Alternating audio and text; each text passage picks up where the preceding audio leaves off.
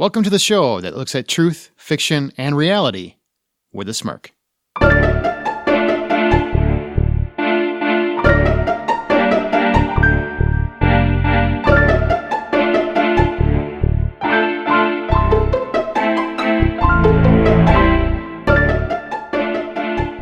I'm Aaron Peterson. I'm Amanda Sink. And I'm Zack Parkerson. And welcome to Smirk.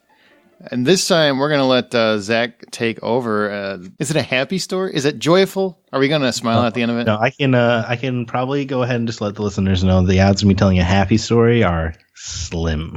Sweet. That's so sweet. Just know when it's Zack's week, don't look for a pick-me-up that week. If you're having a bad week, don't listen to Zack's episode. Save it for later. Or listen to it so that you're like, yeah, that's right, he gets it. All right. That too.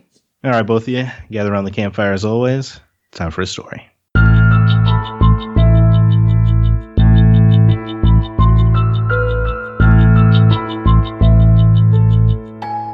James works in a factory, and so naturally hates his job. But there is an upside. Despite his rather reserved nature, James has managed to make a really good friend in his boss, Will. Even though Will has a bit of an abrasive and boisterous personality, James finds himself able to bond with him. They have a mutual love of film and games and other geeky things.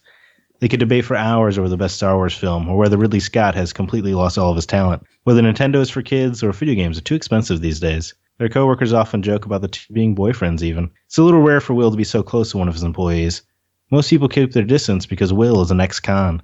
This didn't stop the factory owner from giving Will a chance, but it makes it hard for his coworkers to be close to him.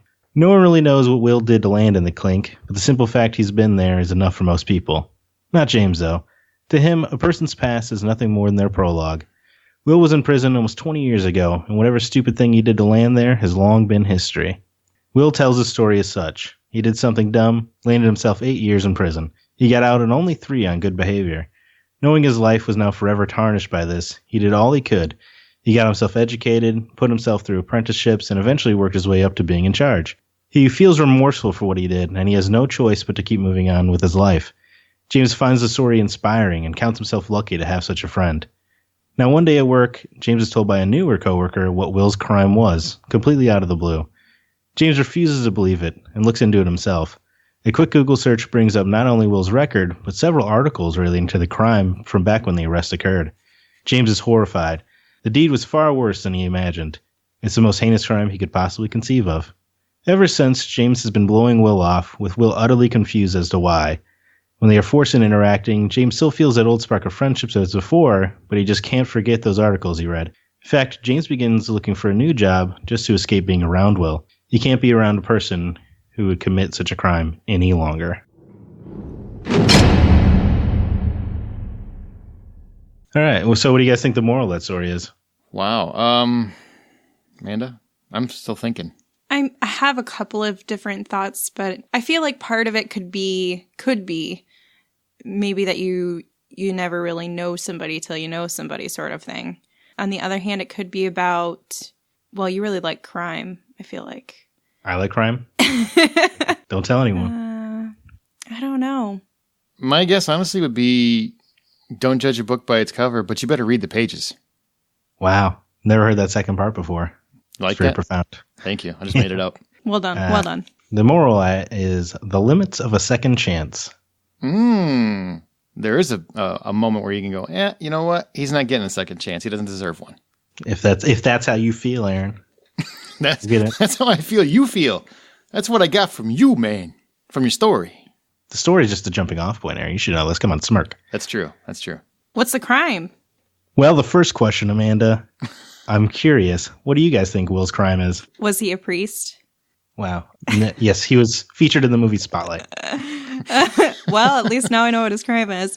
To me, it would have to be something like mass genocide or... Mass genocide? Rape. He's got 8 years for mass genocide.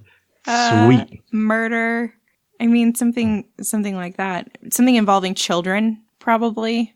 Oh, interesting. You went from mass genocide to children. You can't cover every base when you're guessing here. So I think he committed a crime. So definitely a crime. I'm going to name every crime I can think of. I did not. I didn't name any burglary or bank robbery or anything like that. You ain't getting 8 years for And nobody's going to disown somebody. I forgot about the time limit that he was in there for. I don't know. They're kind of lax with their consequences in the justice system, it seems, anymore. Depends on the crime, really. Do you have any other crimes you want to name just to run through them all? No, I named the few that I thought it could be. I think it probably has to deal with children. Well, Zack doesn't. Yeah, I'm going to go with children. Something to do with children, like rape or murder or... Kid diddling. Zack? Yep, I'm saying kid diddle. Kid diddle? Mm-hmm. Kid diddle. So this is going to be fun because I know what Will did, but no one else will. So in your mind, you know what Will did, but you're not going to say what Will did. I intentionally wrote the story without telling you what Will did because I was curious. I'm just curious what people imagine in their head as what the worst crime could possibly be. Okay, so you're never going to tell us what Will did, so we're just going to have to assume horrible things in our minds? Is that what you're telling me? It's like the end of a good TV show. You get some of the answers, but you don't get all the answers. No, Law and Order, I get all the answers. Yeah. No, that's not law. I said good TV show, though. Criminal Minds. We get the answers. Just wait and tick-tock. Wait for a good show to come up. Psych. They give us the answers. Do you? Yeah. You find out who did it. Who done it, you find out. And you smile at the end. You know that, right? How do you guys feel about second chances personally? That's a great question, man. Legitimately a great question. It all depends on what they did, I guess. For me personally, to forgive someone, but I don't believe that there's no hope for somebody after they've committed a crime. Any crime? Except for Kylo Ren. Except for Kylo Ren? Is that what you said? Yes. I feel like there are ways for people to not necessarily make amends, but to alter who they were in their past to create a better them for the future. If they can recognize their wrongs and if they are exemplary humans that try to find ways to make amends, even if nobody will ever see it as such. If they're consistently trying and putting in that effort to prove that they're no longer that person. I may be too trusting and forgiving and naive in that, but I genuinely believe that humans have that ability to, they were not born evil. We're not born evil. So if we can alter into something that's evil, I believe we can alter back into something good. Wow, that's very optimistic. Probably too optimistic, and not everybody reaches that. Not everybody has motivation or desire or even the effort put in to try to become a better person again. It takes a long time for you to get out of your old bad habits and not necessarily erase your past, but to learn and change and grow from it. It takes somebody who's very devoted to doing that. And not every criminal can do that, but I believe that they deserve at least a second chance to try. That's very positive and optimistic, and I don't share it at all. I would love, man, it's hard because I firmly believe a lot of crimes are committed because of damaged psyche, because of psychological issues, mental illness, and those things can be treated. They can be addressed. They can be corrected in many cases. On the same token, there are, in all honesty, Zach, and I'm sure this is probably what your story alludes to, there are certain crimes that I don't think personally I can get over. Now, that doesn't mean that I don't think that person can turn their life around. I just mean I don't think I'm willing to let those things go. I'm not willing to forgive certain kinds of crimes. So like everything I just said? Because I said me not personally.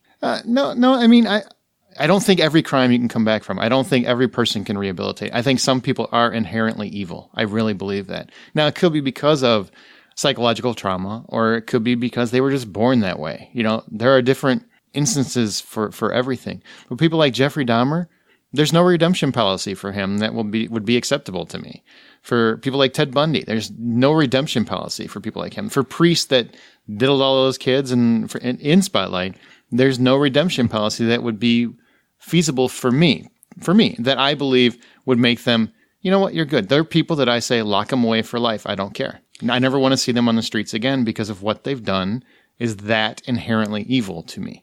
So, Zach, let me ask you something real quick. In terms of the question you're asking us, are you asking what exactly are you referring to as a second chance in terms of clarity? Whatever you see, it could either be to you personally, people in your lives, or it could just be like on a larger societal level. It's kind of a broader question. But I mean, do you mean second chances in a chance to go back out into the world, or that's what I'm saying? Yeah, it could either be so second chances. You know, for Will is twofold, right? Because he's got the societal second chance of, coming out of prison, but he trying to do something with his life and coming back. Then also on a personal level, when people find out about what he's done before, does he deserve to come back from that and have friends and relationships and things? So it's just kind of a broader thought. Yeah, I think I stick with mine. I couldn't personally, if it was a very heinous crime, I wouldn't be able to personally probably get over it and see past it. I wouldn't be, well, I sure as hell wouldn't be rude to them because I don't want them to come and kill me. But it's kind of like that works like you think. Yeah, but I also... Thanks for the candy. Remember that Dane Cook joke years ago? Good. But I also believe that it's very self-defeating for us as a society to tell people if you ever do something terrible or, as a robbery, if you make a mistake or something like that, you're never going to be able to come back from it. Your life is over. You're just going to sit there miserable. We're wasting money on people that you're never going to allow to do anything again. Why not try to put them into society in a good way? Or just convict them all in Texas. But I mean, you can still, I feel like there's more possibility for redemption if you not necessarily tell them that they're, everything's going to be fine in the future. But if they show the will and the personal motivation to strive to be better and consistently prove that, they might not be forgiven for what they've done, but they still deserve to have their life in existence. I mean, I just don't feel that any one human is able to make the decision of somebody else's life value. And if you decide if somebody else's life is valuable or not, you're doing the exact same thing that they did when they determined that somebody else's life wasn't valuable enough. Whoa. Listen here, hippie. In terms, if we're talking about the death penalty, you're making a decision to end somebody else's life because they ended somebody else's Not life. necessarily the death penalty, but there are some people that are a danger to society. And I agree with that. And that's they why are I'm not never saying, going to get any better. That's why I'm not saying everybody should be released and just, let's hope for the best. It's if they can prove themselves that they're going to be a different human being, that they're going to, and not keep them on a leash and somehow you have to still be able to monitor them and their progress. And a literal leash I'd be cool with. Keep them in therapy and try to help them with that, because I do believe that psychology therapy sessions can do a lot of benefit to helping people with that. But they shouldn't be condemned to, I don't want to say they shouldn't be condemned to a life of hell, because they really should. But in my personal opinion, but in my professional opinion. Okay, Elvis. Also, thank you. Thank you very much. Thank you. I don't know. I guess I have a really hard time discerning how I entirely feel unless I know specifically what they did. It really depends on the crime. You really believe case by case and person by person? Yes, case by case and definitely person by person. I agree wholeheartedly with that. It's just there are some crimes that I would not see a redemptive path for. Hitler, I wouldn't say he's going to be able to be redeemed at any point. And there are theories that he's basically escaped to Africa or something, but. What? Yeah. Yeah, and they faked the moon landing too. Kubrick. We won't get into this theory, but I mean. Kubrick did it. But I mean, if somebody like that were still alive and still in our society or something, I wouldn't be like, wow, you're forgiven. You're an all right guy. You haven't done anything heinous for a while. Yeah, no. But I don't know. It really just depends on the crime and the person and what they've done to try to better themselves and what they've done for society. If you can prove to me that you're doing something to create good in the world after what you've done, maybe you've learned your lesson. Maybe you can keep doing it behind bars where you're safe and away from my family. Yeah, I mean, yeah, it's a tough decision. Anyway. It's not tough for me at all. There are 3 different things where I could say, don't care who they are or what they went through. I just don't care. A repeat child abuser. I'm going to say abuser because I don't want to get into the graphic nature of that, but you know what I'm saying, right? Mm-hmm. Sexually abusing a child, no coming back. Brutally murdering someone. I'm not saying, there are instances where rage take over and things like that, but someone who methodically murders someone or plots to murder someone, I don't really care about your personal growth. And, the other one is sexual assault. Those are the 3 things where I think those kinds of crimes are inherently evil to me. And maybe psychology can help amend them. Maybe they can help them grow and find out where they went wrong. But I don't know if I need them back on the street. And I personally don't need to give them a second chance. I don't have to. And I don't want to. I have no desire to. As far as I'm concerned, bye. Bye, Felicia. Yeah. I mean, when it comes to those situations, that's where it's most tough, is when it's mass murder, rape, assault, those sorts of things, sexual assault, and then anything to do with children. Yeah, you mess with kids, man. You just can't always fix it. I don't really want to spend the money to try. Boom. Yeah, I said it. All right, Zach, what about you? Wow, some harsh opinions coming out. I look at it very personally, very selfishly in terms of second chances, because you can pretty much do whatever brought you to where our paths cross. I really don't care about your past. But if you've done anything to wrong of me, I'm a very vindictive son of a bitch in that regard. I really don't let it go. I famously burn every bridge as I walk across it if I have been wronged. So in terms of me personally, the second chance is non-existent. In terms of societally, I'm a big believer in prison reform and getting a second chance. I mean, if you go to prison, you should be able to get a job, and you should definitely be able to vote and things like that. But, it definitely gets trickier when kids are involved, Honestly, you could have killed somebody before I met you, and I don't really care why.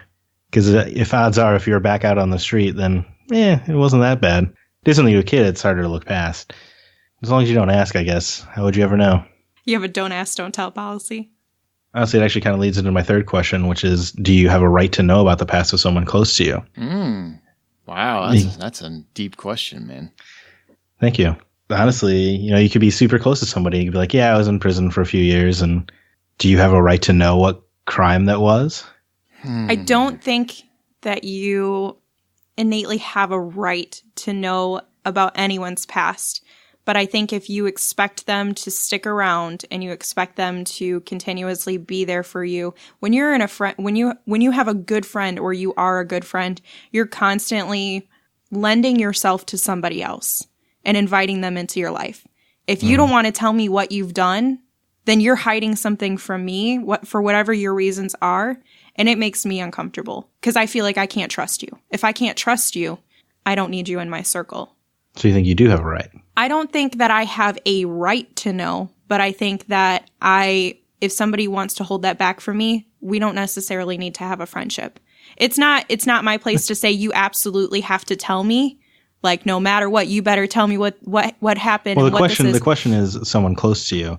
So aren't you kind of implying that in order to be a close friend, you do have to tell me your past? I have to trust you. I have to trust you. And that's part of trust for you. And that is part of trust for me. Okay. Is I need to understand who you are as a human being. If I can't understand what you've done, and I'm already probably too trusting that I'd probably listen to you for too long, even if it was something extremely heinous. But you have to trust me enough to give me that opportunity to talk to me about it. If you think we're close enough friends that you consider me a close friend and you trust me, then you should trust me enough to tell me about that. And whatever happens from there is a decision that, you and I can make on a personal level and make that decision going forward. But I need to have trust in my friends. It would not be enough for you that if they told you, hey, like 15 years ago, I was in prison. It was 3 years. It's very it's painful to even think about. It was such a stupid thing that I did. That wouldn't be enough for you. You'd have to know what it was. It's very hard for me to answer this because anytime somebody has a painful past, they pretty openly tell me about it. So you think they do? I mean, yeah, I guess there's people that could be hiding things from me. But I mean, when people have a lot of personal history, I tend to be the person people go to with that sort of situation because I have a willingness to listen to what's happened to you or what you've done. So, yeah, I mean, I guess I would find it very hard to trust you if you felt like you needed to constantly hide from me. That's a personal decision that you are more than welcome to make. I just can't continuously invite you into my life. Well, how would you know? Well, if they're telling me they have a giant crime they went to prison for, That Well, I'm saying outside of that, how would you know? Unless they told you. Honestly, I'd probably just Google their record and figure it out myself. Yeah, more people need to do that. If you're making new friends, Google your friends, everyone. Yep. Yeah, I would just look up their record. It doesn't make you a bad person to know who you're hanging out with. Aaron, what about you? I'll cut to the chase. Yes, I have a right to know. Now, if we're just casual friends, no. I mean, I wouldn't. If I was in that situation, I wouldn't share potentially vital information about my personal life with an acquaintance. Mm-hmm. But if we're close friends, we're hanging out, yes, I have a right to know. And if I find out later, if I find out like it was a heinous crime of any kind and you didn't tell me ahead of time, we're done. We're done being friends. I can probably get through some stuff. You have to tell me. Just along the same lines Amanda was saying. It's a trust issue. And if I can't trust you to tell me that up front, I can't trust you to be around my family and friends. So we're done. So yeah, I have a right. Wow. What about you? You don't think you have a right? That was very straight to the point. Hmm? No, I don't think anybody has a right to anybody's past for any reason. Well, I guess we're not going to hang out if you did jail time, buddy. That's all I'm telling you. Look up his record. What I'm saying, yeah. Google Zack Ferguson. I think the first thing will come up is not me. Past is the past. Everyone's always focusing on the past, letting it haunt them, linger. Doesn't matter. I would disagree with that. I don't think so. The past informs who you are in the present. But if the person in the present is somebody who's great to hang out with, is someone you can talk to about anything important, then what does it matter what they did in the past? For me, all it would be is it would be more than enough if they're just like, yeah, I did some time. That's all I need to know. In your story, it's not all that was needed to know. Yeah, not for James. But for you, it would be. That's good enough for you. You don't need to know the crime that you did the time. Yes. Thank you for the rhyme. It's fine. I think people get too caught up on things like that. I agree that people can get caught up on their past, but I also disagree that the past is essentially irrelevant because it is relevant. It shapes who you are as a human being. Right. It is your entire course of your life that has led you to where you are and will continue to push you through where you will go. But who you are now. How do you know if somebody? Why do other people need to know how you got to where you are? If you don't know someone's past, how can you know if they're any different than who they are in the present? If you can't understand A, how can you understand B? Which would then lead you to C. You're looking at B. Okay, I'm going to paint this even easier. Ready? This is going to be simple. So you're getting ready to have intercourse with someone. I love intercourse. You want to know their history or any potential history. So you can make an informed decision about the relationship you're about to have. It doesn't necessarily mean that you won't continue the relationship. It doesn't mean that you're not going to have a relationship. It means that you need to be informed of their life, where they stand, so that you can make that informed decision of if you want to continue this relationship or take it to a deeper level. Same thing with friendships or any other kind of relationship. You need to have a deep relationship. I think you need to be informed of potential roadblocks. Honesty. What I'm saying is I don't need to know their sexual history. Whoa. Hey, are you clean? And that's all you need to know. I don't need to know that you had a three-way with your friend and his buddy. Well, I'm not saying that you need to know that, but He's not saying. I don't think you're saying you need to know the details. I'm not saying you need to know details. You need to know if there's any past medical history or there's anything you need to know before you engage in that relationship, just to make an informed decision. Like I said, it doesn't even mean that there won't be one, but you need to be informed of that so you can make an educated decision as to what you're willing to pursue. Because otherwise, you're taking away their free will of the situation. You're taking advantage of that. Because the person who's not telling you about their past? Well, what if, because, to be perfectly honest, there are a lot of regulations and legalities that will allow someone that committed something like pedophilia to be out in the public on parole in a short period of time. Now, if you have small children, you should know that about that person, and I think you have a right to know that. Now, I guess you could check the sex offender list. So now you don't believe in the justice system. That's what we're getting to. I definitely don't. No, absolutely not. Nah, definitely not. No. I think we can all agree on that. But I don't think you should have to check the sex offender list for everybody you make friends with. I think if someone has done something, I think you have a right to know that, and that's part of it. But I get where everybody's coming from. And Zach's just willing to roll the dice a little bit. That's all. First of all, yes, I am. You're a little daring. I guess so. Everyone needs a little more chaos in their life. Do they now? So you guys think this story is truth or fiction? Possibly triction? I like triction. It's really not a thing. It is. It feels like a cop out. To be Yeah, it's honest a with cop you. out. You got to. Nah. Truth or fiction, Amanda? Truth. It's too insane to be fiction in my mind. It's got to be true. So it is fiction. Oh, really? You got me. You got me. Copper. Good one. Got him. Do you have some personal inspiration from that story, though, that you created? Yes. Yeah. Okay. That's kind of what I figured. Not enough to where I would call it truth, though. Okay. And he's not willing to cop out and call it triction. So what is the title of this tale?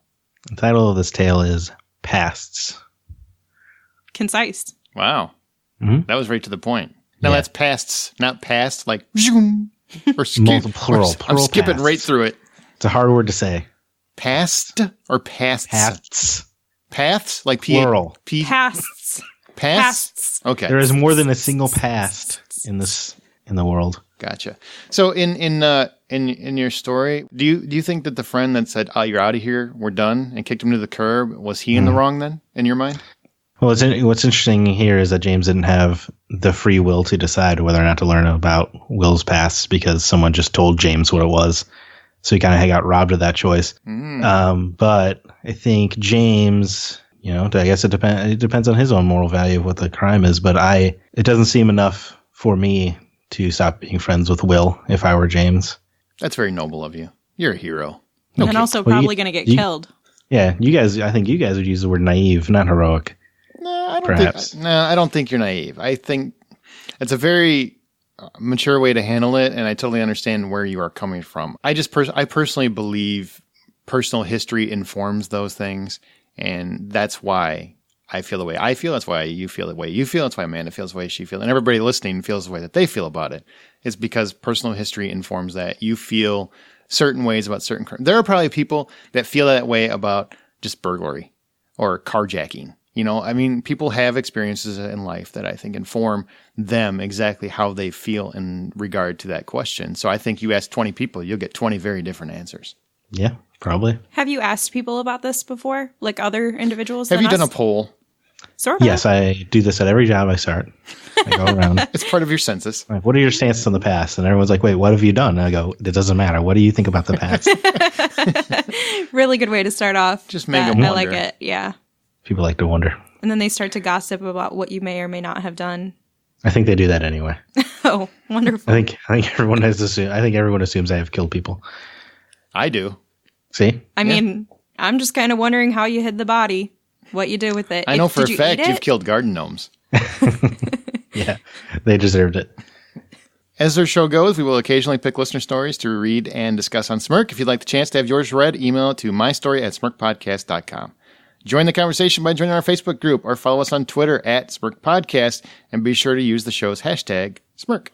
Don't miss an episode. Be sure to subscribe to Smirk on your podcast app of choice and check out our website at smirkpodcast.com. That's going to do it for this episode of Smirk, guys. Good one, right? Yeah. Nice dark story from Zack. What's new? Yeah, you can always rely on me for something a little darker.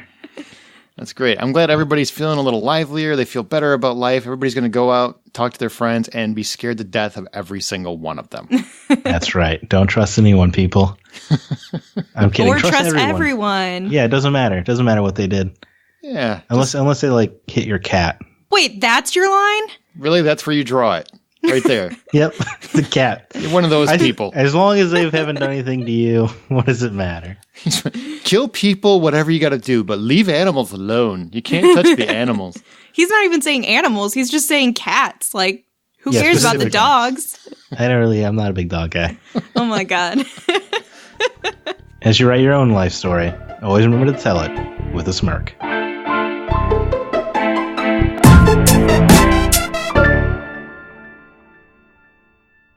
As you write your own life story, always remember to tell it with a... Your internet cut out. That was hilarious, actually.